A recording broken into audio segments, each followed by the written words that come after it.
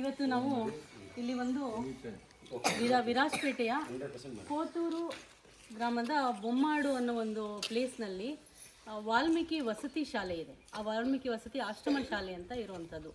ಇಲ್ಲಿ ನಾವು ನೋಡೋಣ ಇಲ್ಲಿ ವ್ಯವಸ್ಥೆ ಹೇಗಿದೆ. ಯಾಕಂದರೆ ಇವತ್ತು ಕ್ರಿಸ್ಮಸ್ 25ನೇ ತಾರೀಕು ಡಿಸೆಂಬರ್ 25 ಕ್ರಿಸ್ಮಸ್ ಇದೆ. ಕ್ರಿಸ್ಮಸ್ಸಲ್ಲಿ ಮಾಮೂಲಿ ಮಕ್ಕಳಿಗೆಲ್ಲ ರಜಾ ಇರುತ್ತೆ. ರಜಾ ಇರೋ ಟೈಮ್ನಲ್ಲಿ ಆಶ್ರಮ ಶಾಲೆಯಲ್ಲಿ ಮಕ್ಕಳು ಯಾವ ರೀತಿ ಇರ್ತಾರೆ, ಯಾವ ವ್ಯವಸ್ಥೆನಲ್ಲಿ ಇರ್ತಾರೆ ನೋಡೋಣ ಅಂಥೇಳಿ ನಾವು ಇವತ್ತು ಇಲ್ಲಿಗೆ ಬಂದ್ವಿ. ಇಡೀ ಪ್ರಪಂಚ ಕ್ರಿಸ್ಮಸ್ ಹಬ್ಬವನ್ನು ಆಚರಣೆ ಮಾಡ್ತಾ ಇದೆ.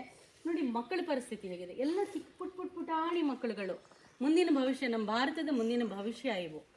ಸೊ ಈ ಮಕ್ಕಳು 1ನೇ ಕ್ಲಾಸಿಂದ 8ನೇ ಕ್ಲಾಸ್ವರೆಗೂ ಇಲ್ಲಿ ಟೋಟಲಿ ಕ್ಲಾಸಸ್ ನಡೀತಾ ಇದೆ. ಈ ಒಂದು ಜಾಗದಲ್ಲಿ ಯಾವ ಇಯರಿಂದ ಇರೋದು ಇದು 1969ಗೆ ಇಲ್ಲಿ ಆಶ್ರಮ ಶಾಲೆ ಪ್ರಾರಂಭ ಮಾಡಿರೋದು ವಾಲ್ಮೀಕಿ ಇದರಿಂದ. ಟ್ರೈಬಲ್ ಮಕ್ಕಳಿಗೆ ಅಂತಲೇ ಮಾಡಿರೋಂಥ ಅವ್ರ ವೆಲ್ಫೇರ್ಗೆ, ಅವ್ರ ಮಕ್ಕಳಿಗೆ ಎಜುಕೇಷನ್ಗೆ, ಪ್ಲಸ್ ಅವರು ಅನುಕೂಲ ಇಲ್ಲದಿದ್ದವ್ರು ಇಲ್ಲೇ ಇದ್ದು ಊಟ ತಿಂಡಿ ಮಾಡಿಕೊಂಡು ಒಳ್ಳೆ ಎಜುಕೇಟೆಡ್ ಆಗಿ IAS IPS ಆಗಲಿ ಅಂತ ಸರ್ಕಾರದಿಂದ ಒಂದಷ್ಟು ಫಂಡ್ ಅಲೋಕೇಟ್ ಮಾಡಿ ಆ ಮಕ್ಕಳ ಎಜುಕೇಷನ್ಗೆ ಅಂತ ಮಾಡಿರ್ತಾರೆ. ಆದರೆ ಇಲ್ಲಿ ಏನಾಗ್ತಾ ಇದೆ ಅಂದರೆ ಬಹುತೇಕ ಶಾಲೆಗಳು, ಬಹುತೇಕ ಮಕ್ಕಳದ್ದು ಇದೇ ಪರಿಸ್ಥಿತಿ ನಾವು ನೋಡ್ಕೊಂಡು ಬರ್ತಾ ಇದ್ದೀವಿ. ಯಾಕೆ ಅಂದರೆ ಎಲ್ಲ ಕಡೆ ಇದೇ ಥರ ಇದೆ. ಮಕ್ಕಳ ಹೆಸರಿನಲ್ಲಿ ಟ್ರೈಬಲ್ ಇದರಲ್ಲಿ ಸಾವಿರಾರು ಕೋಟಿ ಫಂಡ್ ಇದೆ. ಆದರೆ ಈ ಟ್ರೈಬಲ್ ಮಕ್ಕಳ ಪರಿಸ್ಥಿತಿ ಇದು. ನಾನು ಒಂದು ಟ್ರೈಬಲ್ ಹೆಣ್ಮಗಳು, ಅವ್ರಿಗೋಸ್ಕರ ಹೋರಾಟ ಮಾಡ್ತೀವಿ. ಪರಿಸ್ಥಿತಿ ಏನಿದೆ ನೋಡಿ ಆ ಮಕ್ಕಳದು. ಆ ತಂದೆ ತಾಯಿ ಎಲ್ಲ ಕೂಲಿ ಮಾಡುವಂಥ ತಂದೆ ತಾಯಿಯವ್ರಗಳ ಮನೆಯಲ್ಲಿ.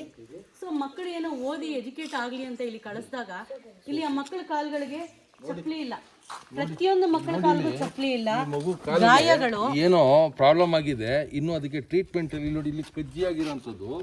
ಅದಾದ್ಮೇಲೆ ನೋಡಿ ಆ ಮಕ್ಕಳ ತಲೆಗಳು ಹೇಗಿದೆ. ಬಟ್ಟೆ ನೋಡಿ ಮೇಯ್ನ್ ಆಗಿ ಆ ಮಕ್ಕಳಿಗೆ. ಅಟ್ಲೀಸ್ಟ್ ಇವಾಗ ಬಡವ್ರ ಮಕ್ಕಳು ಯಾಕೆ ಇಲ್ಲಿ ಆಶ್ರಮ ಶಾಲೆಗೆ ಬರ್ತಾರೆ? ಅವ್ರಿಗೆ ಓದಿಸ್ಲಿಕ್ಕೆ ಶಕ್ತಿ ಇಲ್ಲ, ಜೊತೆಗೆ ಅವರಿಗೆ ಆ ಮಕ್ಕಳನ್ನ ಕಷ್ಟ ಆಗುತ್ತೆ ಅನ್ನೋದಕ್ಕೋಸ್ಕರ ಹಾಕಿದ್ದಾರೆ.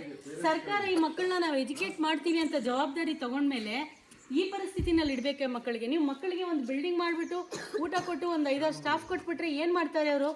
ಆಶ್ರಮ ಶಾಲೆ ನಡೆಸೋರು ಏನು ಮಾಡ್ತಾರೆ? ಏನು ಮಾಡ್ಲಿಕ್ಕಾಗಲ್ಲ. 5-6 ಜನ ಸ್ಟಾಫ್ ಕೊಟ್ಬಿಟ್ಟು 200 ಮೇಲಿದ್ದಾರೆ ಮಕ್ಕಳು. 5-6 ಜನ ಹೆಂಗೆ ಸಂಭಾಳಿಸ್ತಾರೆ? ಎಷ್ಟು ಜನಕ್ಕೆ ಅಡುಗೆ ಮಾಡಾಕ್ತಾರೆ? ಹೇಗೆ ಎಷ್ಟು ಮಕ್ಕಳಿಗೆ ಬಟ್ಟೆ ಒಗಿತಾರೆ? ಟೀಚ್ ಏನು ಮಾಡ್ತಾರೆ?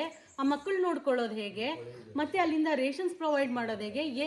ಇದೇನಾದರೂ ಮ್ಯಾಜಿಕ್ ಮಾಡ್ಲಿಕ್ಕಾಗತ್ತಾ ಇರೋ 5-6 ಜನ? ಇಲ್ಲ ನೀವು ಈ ಕಡೆ ಅವರಿಗೆ ಸಿಬ್ಬಂದಿಗಳನ್ನ ಪ್ರೊವೈಡ್ ಮಾಡೋದಿಲ್ಲ. ಎಷ್ಟೋ ಜನ ಎಜುಕೇಟೆಡ್ ಆಗಿ ಅನ್ಎಂಪ್ಲಾಯ್ಡ್ ಆಗಿ ಬಿದ್ದಿರ್ತಾರೆ. ಅಟ್ಲೀಸ್ಟ್ ಒಂದಷ್ಟು ಜನಕ್ಕೆ ಎಂಪ್ಲಾಯ್ಮೆಂಟ್ ಕೊಡಿ, ಮಕ್ಕಳ ವ್ಯವಸ್ಥೆ ಸುಧಾರಿಸ್ತಾರೆ. ಇಲ್ಲ ಬೇಕಾಗಿರೋ ಅನುಕೂಲ ಮಾಡಿ ಕೊಡಿ. ನೀವು ಅಟ್ಲೀಸ್ಟ್ ಆ ಬಟ್ಟೆಗಳನ್ನು ಪ್ರೊವೈಡ್ ಮಾಡೋದಿಲ್ಲ. ಯಾಕೆ ಬಟ್ಟೆ ಪ್ರೊವೈಡ್ ಮಾಡಲ್ಲ? ಶೂಸ್ ಇಲ್ಲ, ಈ ಚಳಿಗಾಲ, ಮಕ್ಕಳಿಗೆ ಸ್ಲಿಪ್ಪರ್ ಇಲ್ಲ. ವಾಶ್ರೂಮ್ಗೆ ಅದೇ ಬರೀ ಕಾಲದಲ್ಲಿ ಬೇರ್ ಫುಟ್ಟಲ್ಲಿ ವಾಶ್ರೂಮ್ಗೆ ಹೋಗ್ತಾರೆ, ಅದೇ ಇದರಲ್ಲಿ ಬರ್ತಾರೆ. ಆ ಮಕ್ಕಳಿಗೆ ಅಟ್ಲೀಸ್ಟು ಏನು ಒಂದು ಟೋಟಲಿ ಹೆಲ್ತ್ ಹಾಳಾಗಿದೆ. ಆ ಮಕ್ಕಳು ಸ್ಮೆಲ್ ಹೊಡಿತಾ ಇದ್ದಾರೆ. ಆ ಥರ ಪರಿಸ್ಥಿತಿನಲ್ಲಿ ಆ ಮಕ್ಕಳಿದ್ದಾರೆ. ಇನ್ನು ಹೇಗೆ ನನಗೆ ಗೊತ್ತಾಗ್ತಾ ಇಲ್ಲ. ಇದೇ ಥರ ಪರಿಸ್ಥಿತಿ ಇದ್ದರೆ ಅದಕ್ಕೆ ತಾನೇ ಸರ್ಕಾರಿ ಶಾಲೆಗಳು, ಸರ್ಕಾರಿ ಆಶ್ರಮಗಳು ಎಲ್ಲವೂ ಮುಚ್ಚೋಗಿ ಪ್ರೈವೇಟು ದೊಡ್ಡ ಮಟ್ಟದಲ್ಲಿ ಸರ್ಕಾರಿ ಇದನ್ನು ಈ ಥರ ನೆಗ್ಲೆಕ್ಟ್ ಮಾಡಿದಾಗ ಪ್ರೈವೇಟೈಸೇಷನ್ ಆಗುತ್ತೆ. ಎಲ್ಲವೂ ಪ್ರೈವೇಟ್ ಕಡೆಗೇ ತಿರುಗ್ತಾರೆ. ಕೂಲಿನಲ್ಲಿ ಮಾಡ್ತಾರೆ, ಹೋಗಿ ಪ್ರೈವೇಟ್ ಸ್ಕೂಲು ಕಾಲೇಜಿಗೆ ಹಾಕ್ತಾರೆ, ದೊಡ್ಡ ದೊಡ್ಡ ಹಾಸ್ಟೆಲಿಗೆ ಹಾಕ್ತಾರೆ. ಬೇರ್ ಮಾಡೋಕ್ಕಾಗಲ್ಲ, ಆತ್ಮಹತ್ಯೆಗಳು ನಡೆಯುತ್ತೆ. ಹೊಲ ಮಾರ್ಕೊಳ್ತಾರೆ, ಗದ್ದೆ ಮಾರ್ಕೊಳ್ತಾರೆ. ಇಲ್ಲದೇ ಇದ್ದವರು ಹೋಗಿ ಅವರು ಆತ್ಮಹತ್ಯೆ ಮಾಡ್ಕೊಳ್ತಾರೆ. ಮಕ್ಕಳು ಸಾಕೋರು ಯಾರು? ಮಕ್ಕಳು ಅನಾಥರಾಗ್ತಾರೆ. ಸೊ ಈ ಥರ ಒಂದು ಪರಿಸ್ಥಿತಿ ನಮ್ಮ ಮಕ್ಕಳದಿದೆ. ಯಾಕೆ ಸರ್ಕಾರ ಅವರಿಗೆ ಬಟ್ಟೆ ಪ್ರೊವೈಡ್ ಮಾಡಬಾರ್ದು? ಸರ್ಕಾರ ಯಾಕೆ ಅವರಿಗೆ ನೀಟಾಗಿ ಸ್ಲಿಪ್ಪರ್ಗಳು ಕೊಡಬಾರ್ದು? ಸರ್ಕಾರ ಅಟ್ಲೀಸ್ಟ್ ಯಾಕೆ ಅವರಿಗೆ ಸ್ವೆಟರ್ಸ್ ಕೊಡಬಾರ್ದು? ಈ ಮಕ್ಕಳಿಗೆ ಬಟ್ಟೆ ಬರಿ, ಒಂದು ನಿಮಿಷ ಕುಮಾರ್, ಈ ಮಕ್ಕಳಿಗೆ ಬಟ್ಟೆ ಬರಿ ಯಾರು ಕೊಡಬೇಕು? ಅವ್ರ ತಂದೆ ತಾಯಿ ಎಲ್ಲಿಂದ ತಂದು ಕೊಡ್ತಾರೆ? ಸೊ ನೀವು ಕೊಟ್ಟಾಗ, ಜವಾಬ್ದಾರಿ ತಗೊಂಡಾಗ ಎಲ್ಲ ಎಂಟೈರ್ ಜವಾಬ್ದಾರಿ ನೀವು ತಗೊಳ್ಬೇಕಲ್ವಾ? ಈ ಪರಿಸ್ಥಿತಿನಲ್ಲಿ ಯಾಕೆ ಇಡ್ತೀರಾ ನೀವು ಅಂತ ನಾನು ಕೇಳ್ತಾ ಇದ್ದೀನಿ. ಈ ಥರ ನಡೆಸೋ ಬದಲು ನೀವು ಅಟ್ಲೀಸ್ಟ್ ಶಾಲೆಗಳನ್ನೇ ಮುಚ್ಚಿ ಎಲ್ಲ ಪ್ರೈವೇಟೈಸೇಷನ್ ಮಾಡ್ಕೊಂಬಿಡ್ರಿ. ಇಲ್ಲ ಇದನ್ನು ಅಪ್ಗ್ರೇಡ್ ಮಾಡಿ. ಇವಾಗ ಇದು ಡೆಮಾಲಿಷನ್ಗೆ ಇದೆಯಂತೆ ಬಿಲ್ಡಿಂಗು. ಆದಷ್ಟು ಬೇಗ ಹೊಸ ಬಿಲ್ಡಿಂಗ್ ಏನಿದೆ, ಡೆಮಾಲಿಷನ್ ಮಾಡಿ ಹೊಸ ಬಿಲ್ಡಿಂಗು ರೆಡಿ ಮಾಡಿದ್ಮೇಲೆ ಡೆಮಾಲಿಷನ್ ಮಾಡಿ. ಆ ನಂತರದಲ್ಲಿ ಈ ಮಕ್ಕಳಿಗೆ ಸ್ವಲ್ಪ ಅಪ್ಗ್ರೇಡ್ ಮಾಡಿ ಪ್ರೊವೈಡ್ ಮಾಡಿ ಎಲ್ಲವನ್ನು. ಜೊತೆಗೆ ನಾವು ಹೇಳಿದ ಎಲ್ಲ ವ್ಯವಸ್ಥೆಗಳು ಆಗಬೇಕು. ಅದಾದ ನಂತರ ಈ ಮಕ್ಕಳಿಗೆ ಇಲ್ಲಿ ಮೊಬೈಲ್ ಒಂದು ಮೊಬೈಲ್ ಇದು ಏನು ಮೆಡಿಕಲ್ ಚೆಕಪ್ಗೆ ಮೊಬೈಲ್ ಇದರಲ್ಲಿ ಒಂದು ವ್ಯಾನ್ ಬರ್ತಾ ಇತ್ತಂತೆ. ಇವಾಗ ಅದನ್ನೆಲ್ಲ ಸ್ಟಾಪ್ ಮಾಡಿದ್ದಾರೆ. ಟೆಂಡರ್ ಕರೆದಿಲ್ಲ ಅಂತ ಹೇಳಿದ್ರೆ, ಟೆಂಡರ್ ಕರೀದೇ ಇರೋಷ್ಟು ಬ್ಯುಸಿ ಇದ್ದೀರಾ ನೀವು ಅಧಿಕಾರಿಗಳು. ಯಾಕೆ ಕರೀಲಿಕ್ಕಾಗಲ್ಲ? ಯಾಕೆ ಪರ್ಸೆಂಟೇಜ್ ಸರಿಯಾಗಿ ಸೆಟ್ ಆಗ್ತಾ ಇಲ್ವಾ ನಿಮಗೆ? ಪರ್ಸೆಂಟೇಜ್ ಜಾಸ್ತಿ ಬೇಕು ಅಂತ ಟೆಂಡರ್ ಕರೀದಿ ಹಾಗೆ ಬಿಟ್ಟಿದ್ದೀರಾ. ಮಕ್ಕಳು ಹೇಳ್ತಾ ಹೇಳೋಗೆ ಹೆಚ್ಚು ಕಡಿಮೆ ಆಯಿತು ಅಂದರೆ ಇಲ್ಲಿ ಯಾರು ನೋಡ್ತಾ ಇದ್ದಾರೆ ಅವ್ರ ತಲೆ ಮೇಲೆ ಬರುತ್ತೆ. ಸೊ ಸರ್ಕಾರ ಟೋಟಲಿ ನಿರ್ಲಕ್ಷ್ಯ ವಹಿಸ್ತಾ ಇದೆ. ಈ ಶಾಲೆಗಳದ್ದು ಏನಿದೆ ಪರಿಸ್ಥಿತಿಗಳು ಸುಧಾರಿಸಬೇಕು.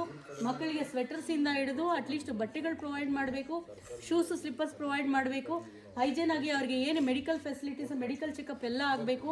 ಸೊ ಎಲ್ಲ ಒಳ್ಳೆ ರೀತಿಯಲ್ಲಿ ಮಾಡಿದ್ರೆ ಮಾತ್ರ ಆ ಮಕ್ಕಳನ್ನ ನೀವು ಉತ್ತಮ ಭವಿಷ್ಯ ಕೊಟ್ಟಂಗೆ. ಹಾಗಾಗಿ ಅಧಿಕಾರಿಗಳು ಎಚ್ಚೆತ್ಕೊಳ್ಳಿಲ್ಲ ಅಂದರೆ ಖಂಡಿತ ಧರಣಿಯನ್ನು ಕಂಡಕ್ಟ್ ಮಾಡಬೇಕಾಗುತ್ತೆ ಹೇಳ್ತಾ ಇದ್ದೀವಿ ನಾವು ದೊಡ್ಡ ಮಟ್ಟದಲ್ಲಿ ಈ ವಿಚಾರವನ್ನು. ಇನ್ಮೇಲೆ ಎಲ್ಲ ಆಶ್ರಮ ಏನು ವಾಲ್ಮೀಕಿ ಆಶ್ರಮ ಶಾಲೆಗಳನ್ನ ಎಲ್ಲ ಶಾಲೆಗಳನ್ನ ವಿಸಿಟ್ ಮಾಡ್ತೀವಿ.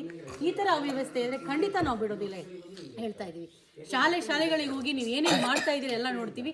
ಆನಂತರದಲ್ಲಿ ಎಷ್ಟೆಷ್ಟು ಫಂಡ್ ನೀವು ರಿಲೀಸ್ ಮಾಡ್ಕೊತಾ ಇದ್ದೀರಾ ಆಶ್ರಮ ಶಾಲೆಗಳ ಹೆಸರಿನಲ್ಲಿ, ಫಂಡ್ ಎಲ್ಲಿ ಹೋಗ್ತಾ ಇದೆ, ಏನು ಮಾಡ್ತಾ ಇದ್ದೀರಾ?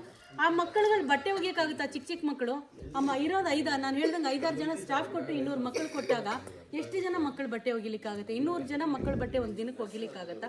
ಬಟ್ಟೆ ಒಕ್ಕೊಂಡೇ ಇರಬೇಕಾಗುತ್ತೆ. ವಾಷಿಂಗ್ ಮಿಷಿನ್ ಕೊಟ್ಟಿದ್ದೀರಾ, ಪವರ್ ಸಪ್ಲೈ ಇಲ್ಲ ಪ್ರಾಪರಾಗಿ.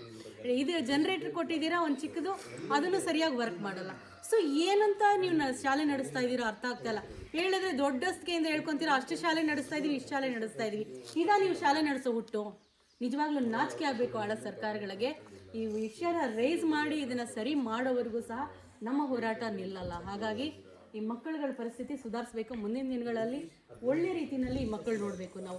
ಈ ಮಕ್ಕಳಲ್ಲಿ ಮುಂದಿನ ಭಾರತದ ಭವಿಷ್ಯ ಇದೆ. ಎಷ್ಟೋ ಜನ ಇಂಜಿನಿಯರ್ ಆಗ್ಬೋದು, ಡಾಕ್ಟರ್ಸ್ ಆಗ್ಬೋದು. ಈ ಪರಿಸ್ಥಿತಿನಲ್ಲಿ ಹೇಗೆ ಅವರ ಜೀವನ ಸಾಗಿಸ್ತಾರೆ? ಇವತ್ತಿಗೂ ಈ ಥರ ಇದೆ ಅಂದರೆ ನಿಜವಾಗ್ಲೂ ನಾಚಿಕೆ ಆಗ್ತಾ ಇದೆ ನಮಗೆ. ದಯವಿಟ್ಟು ಎಲ್ಲರೂ ನೋಡಬೇಕು ಈ ವಿಚಾರಗಳನ್ನ, ಗಮನ ಹರಿಸಿ. ನಿಮ್ಮ ಭಾಗದಲ್ಲಿ ಎಲ್ಲೆಲ್ಲಿ ಈ ಥರ ವಸತಿ ಶಾಲೆಗಳಿದೆ ವಿಸಿಟ್ ಮಾಡಿ, ಅನುಕೂಲ ಆಗೋ ಥರ ಮಾಡಿ ಅಂತ ಹೇಳ್ತಾ ನಾನು 2 ಮಾತನ್ನ ಮುಗಿಸ್ತೀನಿ. ನಮಸ್ಕಾರ.